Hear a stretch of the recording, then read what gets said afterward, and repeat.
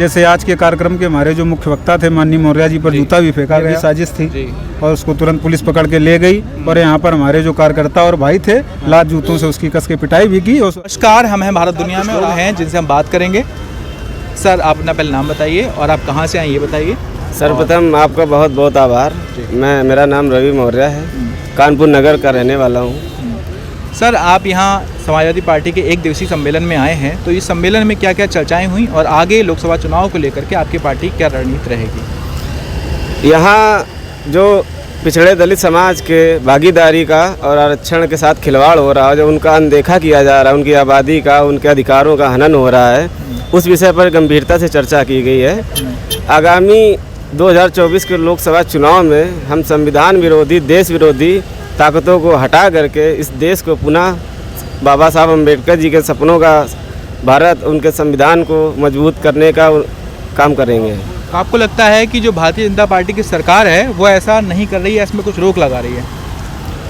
ये पूर्ण रूप से तानाशाही रवैया अपना रही है। ये कोई नया नारा नहीं है इनका कि अच्छे दिन आएंगे। हिटलर ने भी यही नारा दिया था, उसके बाद पूरी दुनिया देख चुकी है हिटलर ने जर्मनी की क्या दशा की, पूर्ण रूप से बर्बाद कर दी। उसने भी राष्ट्रवाद का नारा दे करके हिटलर ने पूरे जर्मनी की तहस नहस कर दी।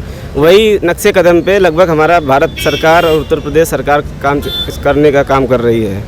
सर, आप बताइए। सर, आप भैया बोलेंगे। अच्छा, सर आप बताइए, आपका नाम बताइए, आप कहाँ से आए? गोल्डी मौर्य, कानपुर। ऐसा लगता है कि 2019 जो ये सरकार हमारी चल रही है, ये सरकार ठीक नहीं है और 2024 के जब चुनाव होंगे तो आपकी सरकार आ जाएगी, सपा सरकार या आपके गठबंधन की सरकार आएगी, ऐसा क्यों लगता है? अब जो बीजेपी की सरकार है वर्तमान समय में वो कोई काम नहीं कर रही है और सबसे ज़्यादा गांव में जो किसान है वो अन्ना जो गाय और सांड हैं उनसे बहुत परेशान है। अच्छा, हाँ, ग्रामीण रात भर ग्रामीण परिवेश से आए हैं हम लोग, रात भर उसको रखवाली करनी पड़ती है। हमारे यहाँ पूरे गांव में, पूरे क्षेत्र में यही हाल है और लोग इससे बहुत ही त्रस्त हैं। और दूसरी बात है कि जो रोजगार है, कोई भी सरकारी वैकेंसी यदि निकली है तो उसका कभी यदि टेस्ट नहीं हुआ, 2 साल 4 साल बच्चे तैयारी करते करते और प्राइवेट ड्यूटी करने लगे। इसमें तो ये बिल्कुल सही बात है, ये पूरा प्रोजेक्टेड है। जैसे आज के कार्यक्रम के हमारे जो मुख्य वक्ता थे माननीय मौर्य जी पर जूता भी फेंका गया, साजिश थी और उसको तुरंत पुलिस पकड़ के ले गई और यहाँ पर हमारे जो कार्यकर्ता और भाई थे लात जूतों से उसकी कस के पिटाई भी की और उस अस्पताल में भर्ती भी हो गया है। ये वायलेंस का तो हम समर्थन नहीं करते हैं, किसी के साथ कोई भी बात हो तो वो एक उसका कानूनी प्रक्रिया है। लेकिन ये बताइए कि 24 के चुनाव में अब देखिए, एक बात है कि जो हिंदू मुस्लिम का मुद्दा बड़ा उत्तेजना वाला होता है, जनता बहुत जल्दी उत्तेजना में आ जाती है। तो इस उत्तेजना से आपकी पार्टी कैसे लड़ेगी? इन जैसे मीडिया में आप देखते हैं, गोदी मीडिया है जो इसी तरह की बात को बार बार दिखाता है, ठीक है ना?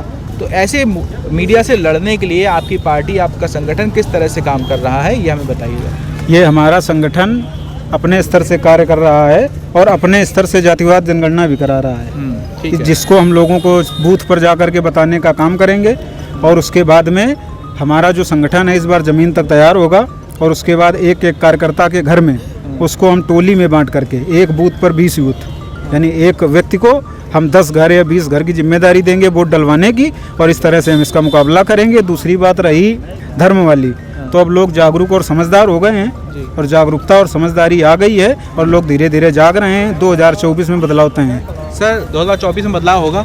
बदलाव होगा है जो पिछड़ा समाज है, कुशवाहा समाज है, सैनी है, मौर्य है, सक्सेना है, साख है, इस समाज को कभी भागीदारी नहीं दे रही भारतीय जनता पार्टी। अच्छा, जितनी वैकेंसियाँ निकल रही हैं सरकारी, उसमें कहीं पे कहीं कोई भागीदारी नहीं है। लेकिन सरकार तो करी, हमने बड़ा विकास करा दिया है, नई ट्रेनें चला दी हैं। सरकार ने विकास किया है अपने समाज के लोगों को, जो हाई कास्ट के लोग हैं, जिनके हाई वोल्टेज है, उन लोगों को विकास किया है। पिछड़े लोगों को कोई विकास नहीं किया है। मतलब आपका कहना है जनरल कास्ट के लोगों का फ़ायदा तो हुआ है, लेकिन जो ओबीसी हैं या एससीज हैं उनका फ़ायदा इसमें बिल्कुल नहीं हुआ है। नहीं, बिल्कुल नहीं हुआ है। लेकिन अगर विकास होता है, जैसे सरकार कहती है साहब हमने अगर रोड बनवा दी रोड पे तो हर समाज के लोग चलेंगे, तो इस बात का आप किस तरह से वो करेंगे?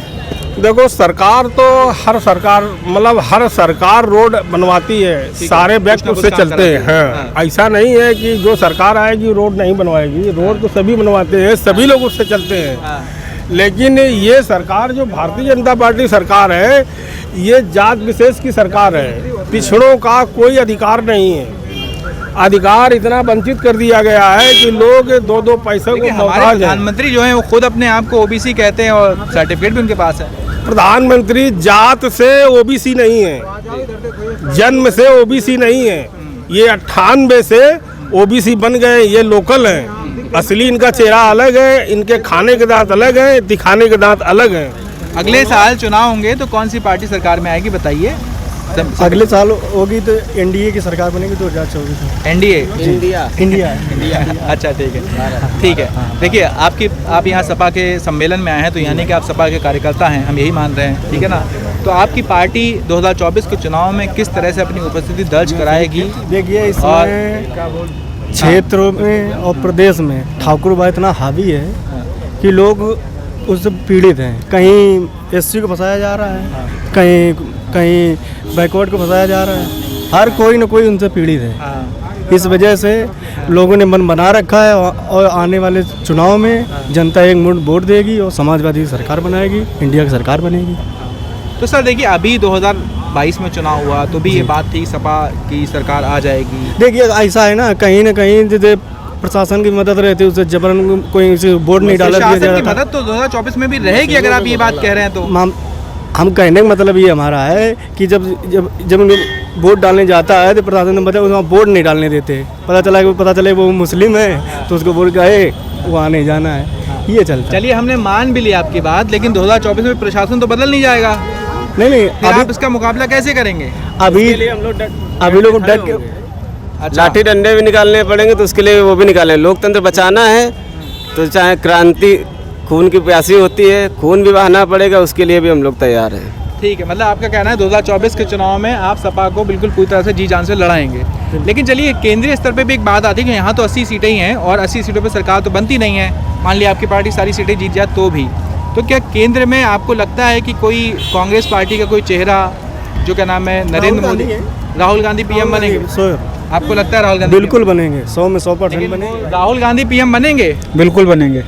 आप बताइए, आपको लगता है कि 2024 अभी हमारा गठबंधन जो है पूर्ण तरह से जीते, इसके बाद में समीक्षा होगी, जिसकी सीटें ज़्यादा होगी वही देश का प्रधानमंत्री बनेगा।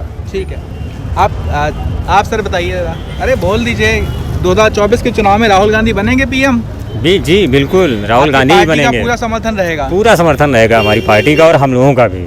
जैसे युवाओं के आपको क्या लगता है? किसानों का सबसे बड़ा मुद्दा तो किसानों का है। किसानों की क्या समस्याएं हैं? किसानों की सबसे बड़े तो यही समस्याएं हैं, जानवर, सबसे ज़्यादा अन्ना जानवरों से। और उससे आम आदमी को भी दिक्कत होती है, रास्तों से जाता है तो गाड़ियों से भी एक्सीडेंट होता है, अन्ना जानवरों से, साड़ों की वजह से। तो इन सब पे सुधार की बहुत ज़रूरत है। ठीक है sir, thank you so much. ठीक है।